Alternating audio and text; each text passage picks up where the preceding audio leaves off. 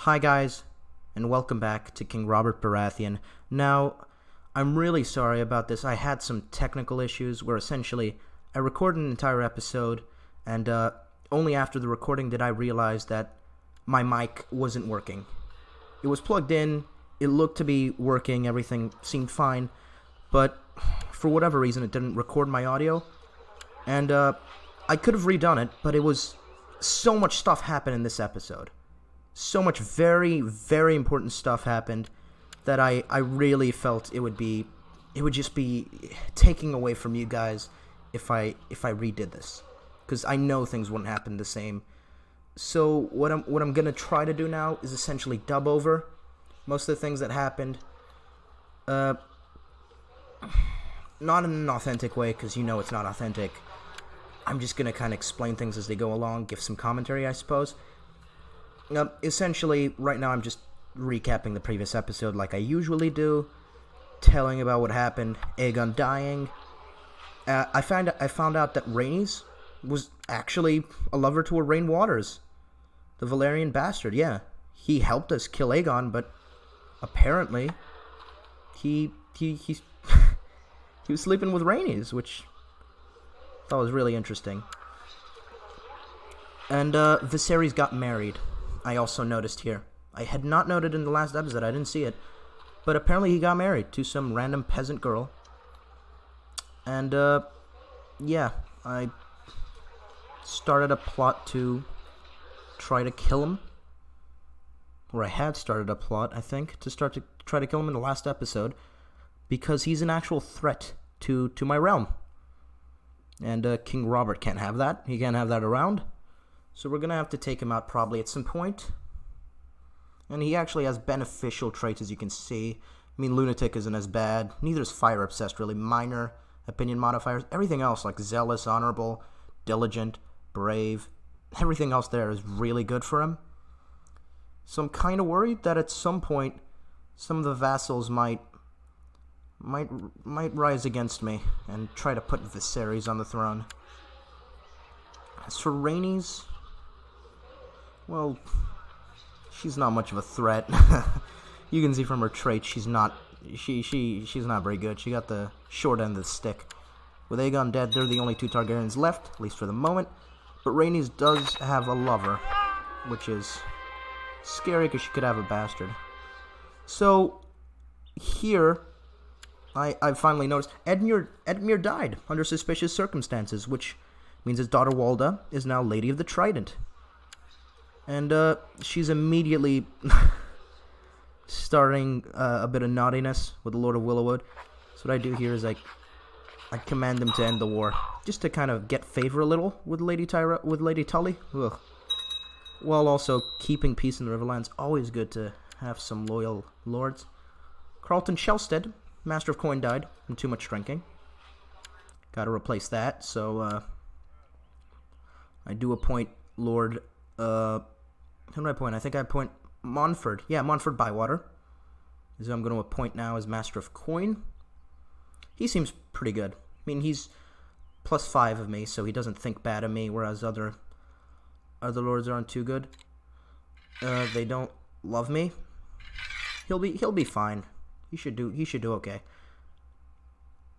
Now as you can note there, Duran is my Master of Whispers. I don't really particularly trust him as Master of Whispers. And he still hasn't married Ariane, or Quentin for that matter, so I don't know what's going on there. The AI is making stupid decisions again. But I did notice here, Oberyn did get properly married and had a trueborn daughter. Richard Horp, Hand of the King, there he is, getting people to join me. What a man, he's great. My most loyal subject, to be sure. And I found out now in this episode that apparently Richard he doesn't play for the same team. You know, he doesn't swing for the same side. He's a little too affectionate for Robert. Garland finally gets married to Riel Estermont's betrothal I got a couple episodes ago.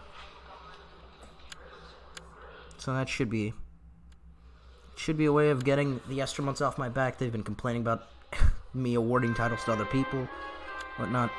Gawain's acting very selfish while playing with other children. Huh. Oh yeah, Cersei died, by the way.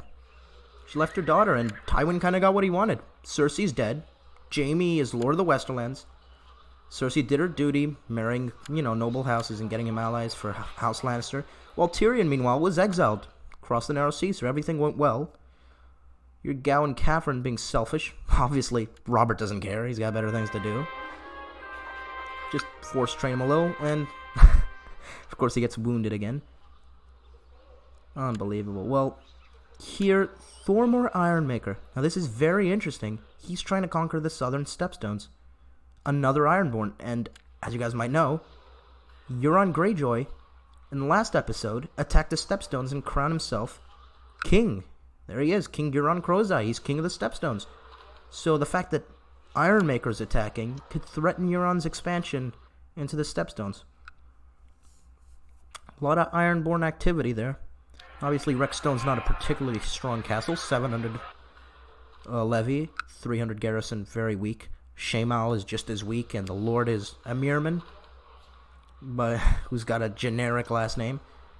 He's not loyal at all to Euron. Euron has not replaced him with one of his loyal Ironborn, which he has many, by the way.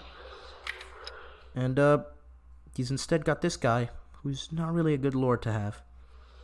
You can see here, he's got a lot of loyal subjects he could try to land. That's his vice captain, who's got a plus 100 on both sides. But yeah, he's trying to invade Greygallows, Thormor Ironmaker is, and it's a stronger castle than both Rexstone and Shamal. Oh, I'd almost forgotten about this. Yeah, the wall is an result now. Dennis Mallister has to deal with the king beyond the wall. So finally, it seems that Magnar, the Magnar Steer, who's now the king, he knows his reign isn't due for too long. He's got gout. He's a sick man. He's got no clear heir. One of his sons is imprisoned by him. His other son is wounded, lost an eye, and infected wound, so he's probably gonna die soon.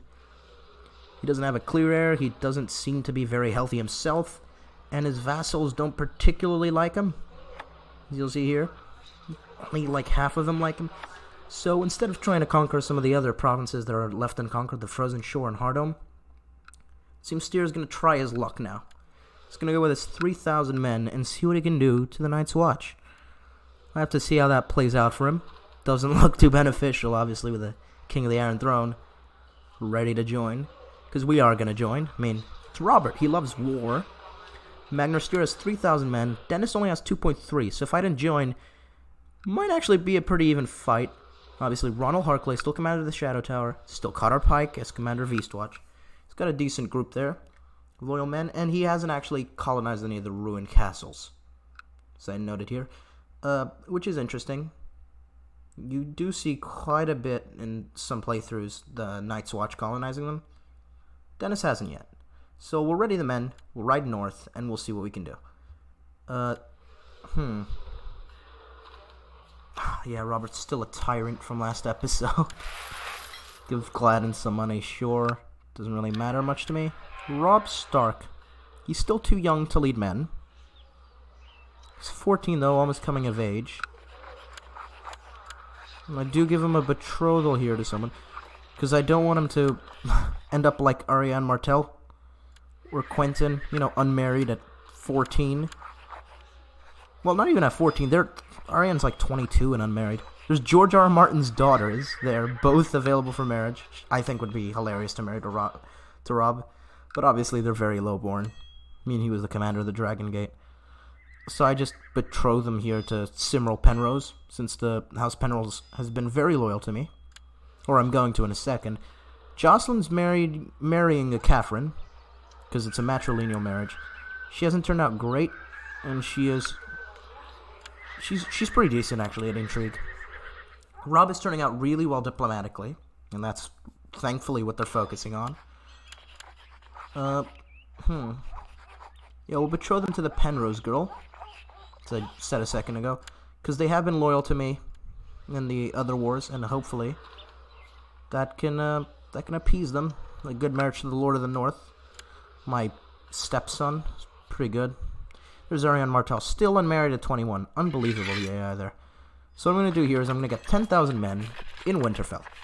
Because there's no Lord of the North ready to lead the men. Robert will lead them. He'll take with him Lord Commander Donal Noy, obviously, the Lord Commander of the Kingsguard, as well as Lord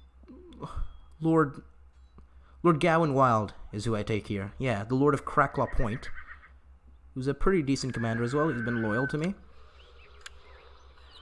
So I'll march them north into the wall and see if I can help out Dennis Mallister a bit. Let's keep things moving, see what happens now.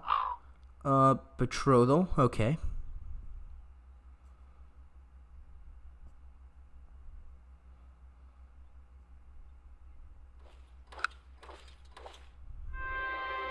Jonas of Southstone's declared his war for Rob's claim. And he has quite a bit of support. Yeah, so command him to end the war. Keeping peace in the Riverlands. Obviously keeping the Lady of the Riverlands very much in my favor. Finally, Eldara Hightower's betrothal is ready to turn into a marriage. Renly Baratheon. We've been waiting for that since one of the first episodes. And I really dislike the AI with these things. Now we're going to marry Renly to Eldara. And Renly's going to be a stupid idiot and refuse to marry because he thinks they're close kinsmen.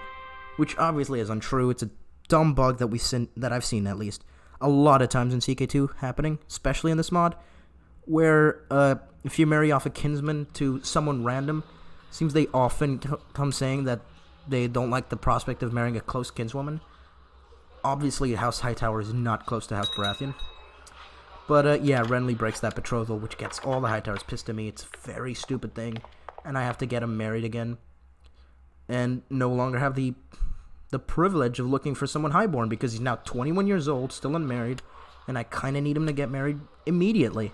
The AI usually doesn't leave many highborn houses available for that long, except the Martells, who are being really stupid about that. But I'm not going to marry into Ariane because she's heir to Dorne, Renly's heir to the Stormlands. I don't want to make a kinsman who will have a claim to the Iron Throne that powerful. So I just get him the first wife really of age here that I like. I looked through a bunch of them. It's the Wensingtons, who I considered, but they are pretty... They're not that close, but they obviously trace their lineage to House Durrandon and House Baratheon. That's why they have a stag on their sigils, so I don't really want to marry to them. So I end up marrying... Who do I get him? Don't remember. Yeah, this Vickery girl, because she's lustful. Hopefully she'll give him some children quickly. Rob and Cymril Penrose get married. Yep. So that did go through, thankfully. Now what I'm going to do here is I decide to split my forces into 5,000 each. Obviously, there's not great supply limits. I'm going to send 2,500 men with King Robert Baratheon and Gawain Wild, Lord of Cracklaw Point, and they are going to go to the Shadow Tower to help Lord Harkley hold that tower. And meanwhile, the other 5,000 men are going to be led by Stannis, my brother, and the Lord Commander of the Kingsguard, Donal Noy, and they will go to Eastwatch. So by splitting my forces, obviously 5,000 is more than the 3,000 the King Beyond the Wall can raise at most. So I keep both sides of the wall safe, and in case they do, they can't attack Eastwatch or Shadow Tower, so really the only way they can go is Castle Black, where we can just fall in upon them from both ends. Just good defensive ground. Renly gets married this time. He doesn't complain, because apparently that's not close... Oh yeah, and Renly has a lover, which I adore. He's sleeping with George R.R. Martin's old wife. His widow is sleeping with Renly Baratheon, which I think is perfect. I mean, Renly not being gay this time, and so of course he sleeps with George's wife. They're investigating my plot to kill Viserys, which is going pretty decently, as you can see here. Things are moving. Let's keep this going. See if we can support... Oh, I decided to tour Breakstone Hill to receive the adulation of my subjects, but as my open carriage took a turn past the scroll depository, I suddenly heard the whizzing sound of an arrow flying past mere inches from my head. Did that come from the grassy knoll? This is why I really wanted to do a voiceover on this episode. Sir Wendell Manderley of the Kingsguard and my hand, Richard Horpe, managed to save me from the assassination attempt. My carriage was bombarded with arrows, but thanks to what must surely have been the intervention of the mother, I miraculously emerged unscathed. Who were those bowmen working for? Now, I'm not able to find out who they were, but thankfully my Kingsguard and my hand were there to save me. Also, it would have been terrible if the king had died right there. Of course, Robert isn't out of harm's way just yet. I mean, if there's one assassination attempt, you know, there'll most surely be a second one. Lord Blount dies from the flu. That's another Blount dying. Down to the third son now. And if he dies, I'll have to go to his sister, which would give land to the Lonmots. Not great for them. But here it is. The big moment of the episode. It's been a long day, and it is with some relief you retreat to your bedchamber for the night. Your bed is warm, and just as you are about to drift off into sleep, you hear a strange hissing sound. Carpenter will need to look at this bed tomorrow. Robert, you don't need a carpenter. That's a snake. I think anyone knows that's a snake at this point. Something cold and scaly brushes past your naked leg, and as you sit up, you feel a sharp pain in your upper thigh. Pulling back the covers reveals a vicious, hissing snake. You stumble out of bed, but already your sight grows dimmer as the intense pain spreads throughout your body. I hate snakes. Snakes. Why did it have to be snakes? It's happened. Robert Baratheon has been assassinated. And Doran is my Master of Whispers, who I don't trust at all, by the way. King Robert has taken his last breath at age 35. He died under suspicious circumstances. Fit and hardy, Robert was known for his great strength. He's with the gods now. Which means, guys, King Stagbran is ruling at age 5. And if you note the date on the top right corner, it's very similar to when Robert actually dies in canon.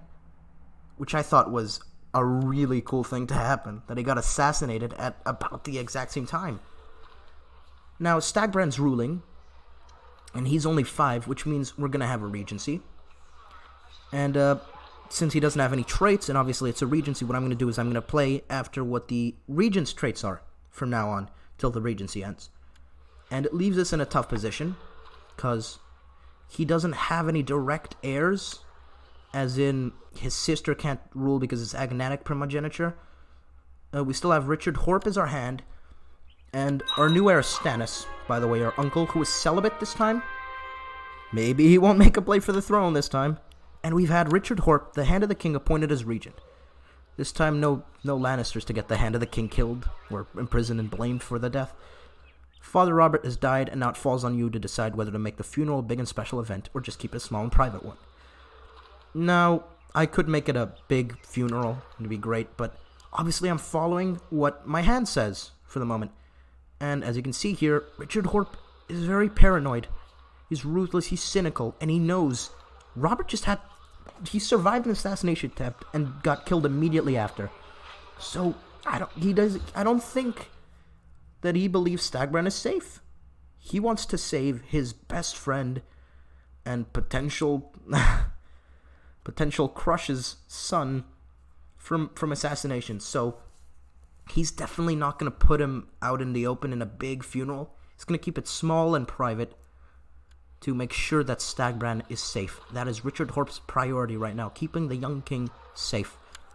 So we'll have a small and private funeral. And here we are. All hail his grace, Stagbran of the House Baratheon, first of his name, King of the Andals and the Rhoynar and the First Men, Lord of the Seven Kingdoms and Protector of the Realm. Long live the king. We have a new king. Richard doesn't... Now, I need to appoint my council. And Richard doesn't have any close friends. He has men and more who can't be appointed to anything. So we'll just appoint guys who we think are loyal. Now, Renly's an obvious choice for Master of the Laws. He's a kinsman. He could never harm me, obviously. Well, we'll let Glendon Silveraxe, Glendon fell there, just retain his position as Master-at-Arms.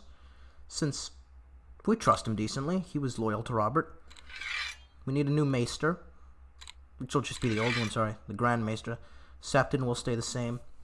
But the big change is, Doran Martell, I don't trust him at all. Robert died while he was Master of Whispers. I don't trust that. I don't have any hard evidence, but Richard Horp doesn't trust the Master of Whispers who wasn't able to snuff out his king's assassination. So we're going to replace him, and as you can see, There's no one loyal to Stagbrand. They all hate him. The only person loyal is his mother, Catelyn.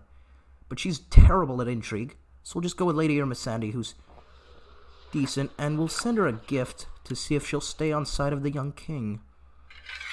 Yes. Factions. Richard Horp is holding the Crown Loyalist faction together. He does like me. And we only have 5 lords who like the new king. Walda is really kind of indifferent. Plus 3 is nothing. Richard is very loyal. He's the hand of the king, though. We have, thankfully, the Lord Commander of the Kingsguard, the Commander of the Gold Cloaks, and the Lady of Rosby, the Master of Whispers, who we just paid off to like me. So really, we have 5 lords who like me, and most of them are based in King's Landing. We have support of the Gold Cloaks and the Kingsguard, so we have King's Landing secure. We have Rosby nearby secure. We have Dragonstone and their fleet secure with their hand. And I wouldn't trust the Trident to be on our side in a war. They don't really like me. Everyone else dislikes me. No one particularly hates me, maybe the Greyjoys, but they all kind of dislike me. And we're no longer in the war. We are no longer in the war because we died, and so we'd need another war prompt. So now the King Beyond the Wall actually has a chance to win that. So, first order of business, what I was thinking here would be to maybe change it to Agnatic Cognatic, but then I noticed Lyanna is betrothed normally to Hubert Arryn. So I can't really do that because I obviously did that thinking Robert would have more kids. Lustful man, a lot of fertility, he was still young. But it didn't happen because he died. So maybe it might be better now, since Lyanna's betrothed normally, to leave things Agnatic. Stannis might rule, and obviously Stannis has more support this time. Here's a... Oh yeah, Richard Horp doesn't care. He's ruthless, he's cynical. He doesn't see why this concerns me. It's a little plea from the banks. Send our men back, get them out. Council's discontent. Now, this is really interesting, because after the king dies, a member of our Kingsguard dies under suspicious circumstances, Lyn Corbury. All the men loyal to the Stag seem to just be falling. Like flies, they're dying. Richard Horp quickly has a replacement for him. A couple days after he dies, he appoints his replacement. Pretty good replacement, actually. Sir Adam Whitehead, a young knight, Stormlander. He's a good fighter, skilled and brave. So a quick replacement from a loyal house to keep me safe. Richard's acting quickly, but men are dropping like flies, and it could be from anywhere. It could be the Martells. Obviously they don't love me, and they were Master of Whispers when Robert died. It could be the Lannisters, who Tywin was plotting against me. Or it could be the Targaryens. Viserys might have had a hand in this. We were trying to kill him. Maybe he killed us. We don't know. There's a lot of stuff going on.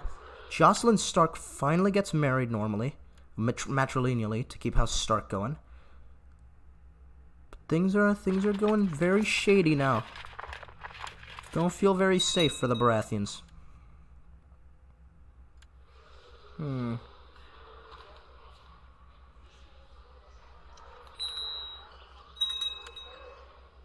Godry Farring inherited the castle. King Stagbrand's finally of age to get a normal focus, and obviously we're gonna teach him in pride. You know, he's a ruler. He's being groomed for rulership, so he should have pride. And Richard's a proud man himself. Not particularly proud, but he's more toward that. Paranoid, ruthless. He's more toward that skill tree, kind of. Skill tree. Not really a thing there. It's more toward those traits. Tywin Lannister wants to join my court. I do not trust the Lannisters at all. You can stay away, sir. For all we know, Jaime had a hand in my father's murder. Allery Hightowers died from the flu. Tyrell mother. Okay, a lot of Tyrell things going on. Good job from Renly, improving my relations with Balon. Garland did get married, but notice here, Willis is married to a Lannister, and Loras is married to a Lannister. The Lannisters are getting marriages to the Reach. They're very powerful, both houses. If they could get the Reach on side for a rebellion, that's almost 80,000 men. A lot of intermarrying between those two houses. I don't trust it. I do not trust it at all. Especially now that we don't have men loyal to us, and we still have the tyrannical stain which gives us a lot of negative modifiers. News from Sunspear of a trial by combat. Lord Darren Vaith demanded a trial by combat from his captor, Prince Doran Martell, selecting Sir Darren as his champion. Darren was slain by his opponent, Lewin Martell, proving Darren's guilt. Now, obviously, Darren not a match for the former member of the Kingsguard. Lewin Martell easily puts him away. And they decide to confine him under house arrest, interestingly enough. A lot of stuff going on in Dorne. The Emperor of New Valyria, by the way, trying to attack Myr and not doing too well because the free cities are banding against him. Cahor, Pentos, and Tyrosh. So, he's failing pretty miserably. So it looks like New Valyria is not going to rise as well as he might have thought it would.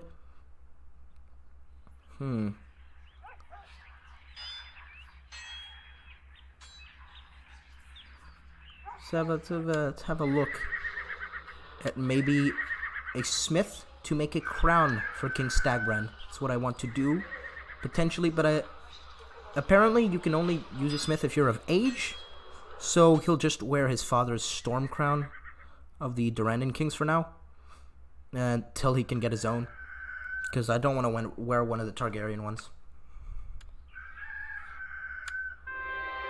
Going through the treasury to account for today's earnings, it seems to me that the coffers seem to contain less than what we started out with today. Either someone is stealing my gold or I must be going mad. So the 6-year-old king is counting the gold in his coffers for whatever reason. It's obviously whichever option Richard would be most likely to do. My hand, because he is, after all, the man tutoring me, or he should be, so I'm going to replace Marwyn the mage. No reason he should be tutoring me. Richard doesn't trust anyone except for Richard. He'll tutor me personally, take me under his wing, and obviously, he's very paranoid. First they take my gold, and then what?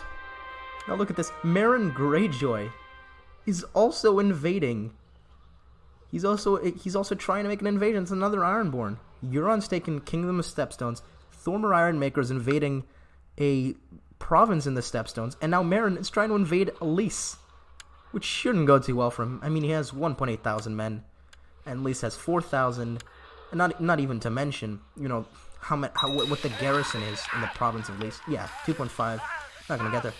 Look at this. Glendon Fell dies under suspicious circumstances as well. My master at arms, a loyal man to the stag till the end. We know he was loyal to House Baratheon. He's died as well. So first the king dies, then a member of his Kingsguard, and now a member of the King's Council. There's definitely some devious plotting going on in King's Landing, and I honestly don't know who it is. Could be the Martells, could be the Lannisters. We'll replace him with Godry Faring, who should be loyal enough. He's a good man, a Kingslander, a good fighter. And we'll buy him off, give him money to ensure the council is loyal. We've given money to every member we think will be loyal. Not Renly, since he's my family member.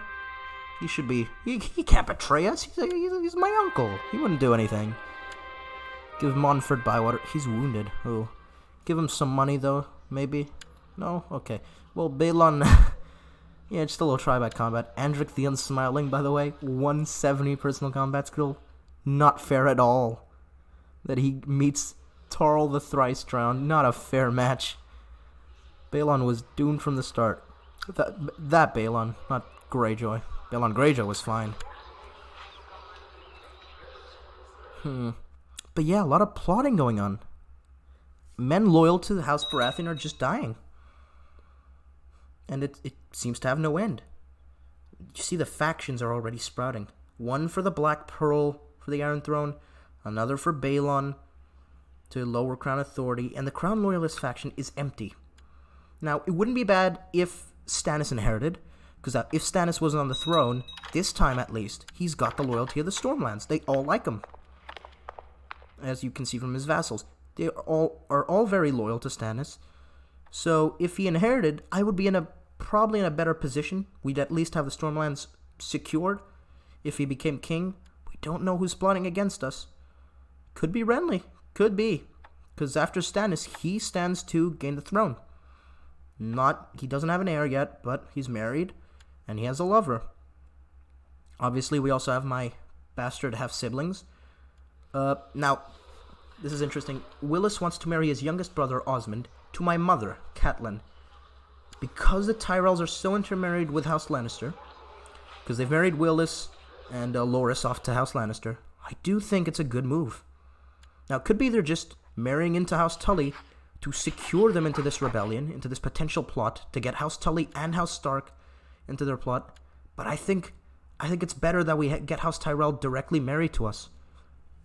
It obviously leaves some room for them to choose which family members to support, because they're married into the Lannisters as well. So if the Lannisters are behind this, they could go with the Lannisters or they could go with us. Always good to have my mother, though, married off to them. Hopefully it'll buy us the loyalty of House Tyrell. And because Robb is my older half-brother, and because House Tully is obviously related to me with my mother being a Tully, I might have their loyalty. And I do need the Tyrells. Hopefully that marriage will secure them if war does break out, because Stagbrand's rule is not secure at all. With Robert dead, things are in a very touchy place. Sumner's squiring in Crakehall. He could be more important now than ever. A bastard, Robert's oldest bastard. Then you got Malona Sand. She's too young to really do anything, but she's in Dorne, and if the Dornish are the ones plotting, she's definitely a pawn they could use. And finally, Lyanna. Not much use to anyone. She's being betrothed to House Aaron, and she doesn't really... Well, she does have a claim to the throne, but House Aaron should be loyal. I mean, it's a young lord, so he can't be really plotting many things against us. Walking outside, I come upon some commoners along the road. One of them calls out, saying I look lovely today. I'll see him punished for addressing me like that.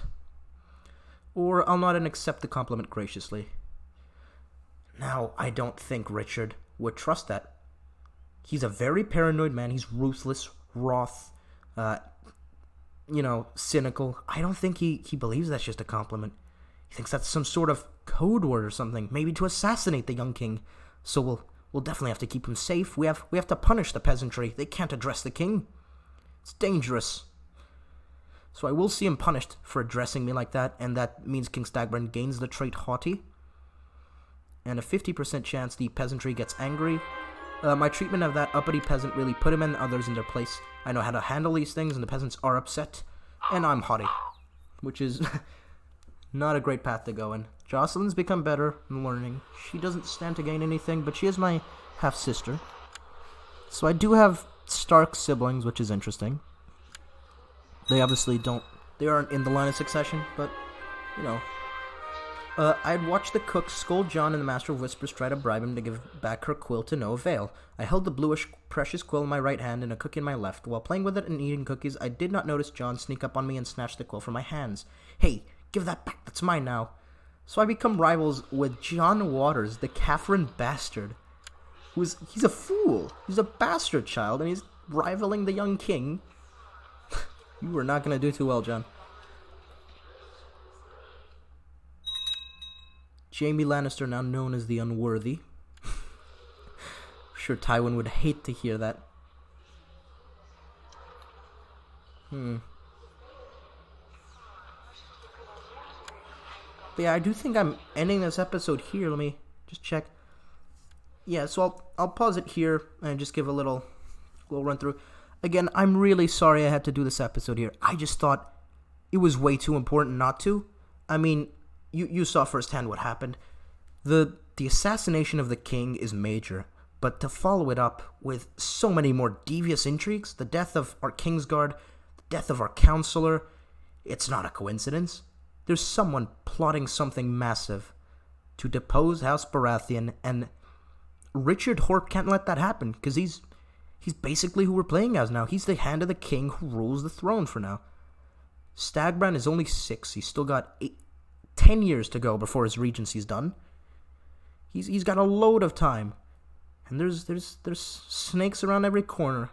I still don't know who it could be. Could be House Martell, could be House Lannister, could even be the Tyrells.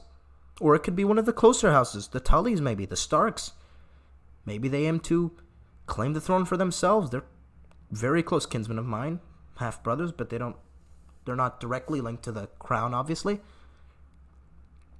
Could be anyone. Could even be Renly. I really don't know, but I thought it was so important, all this intrigue that went on, that I couldn't redo this episode. Because I know if I redid it, none of this stuff would have happened. it's a rare occurrence in CK2 to see this kind of these kind of suspicious circumstances, death going from one to the next, and them all having some sort of plot meaning. You know, the fact that it's all Baratheon men who are dying in the Court of King's Landing. I thought that was really interesting and really entertaining. So hopefully you guys are okay with how this episode had to be done. I'm really sorry about it. I didn't know any other way to show you this. I just thought it was too important to redo. And in the next episode, I will make sure that things are back to normal. I'll double check the mic for sure. Again, listen to it, test out some recordings and whatnot. I'll fix it. And in the next episode, we'll be back to normal. Really sorry about this. It's just how it had to be today. I hope you guys did enjoy it anyways. And if you did, do like and subscribe. And tune in next time, because things are heating up in this series. To think I was thinking of discontinuing it just one episode ago. Now it's... The War of the Usurper is getting interesting. It's getting very similar to the Song of Ice and Fire novels, which I find really cool. Bye, guys.